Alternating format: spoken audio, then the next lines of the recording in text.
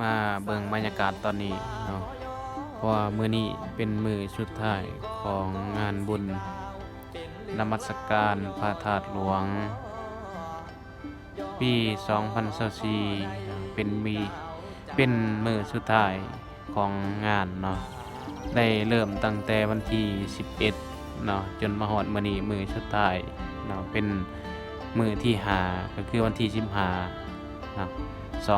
2024ตอนนี้เนาะก็กำลังจุดพลุเพื่อเฉลิมฉลองงานบุญนมัสการพระธาตุหลวงเนาะถือว่าในตอนนี้เนาะคนคึกคืนหลายเนาะคนก็จำนวนหลายแฮงเพราะว่าในตอนนี้เนาะคนทางนานี่เต็มเลยทางนานี่เพราะว่าย่างก็บ่ได้เนาะย่างมาฮอดเพียงนี้ก็เลยได้ยืนถ่ายได้สำนี้เนาะเอาทุกคนผู้ใดเลื่อนมาเนาะเห็นคลิปนี้ก็ขอฝากกดไลค์กดแชร์เนาะกดติดตาม2แหน่เพื่อจะเห็น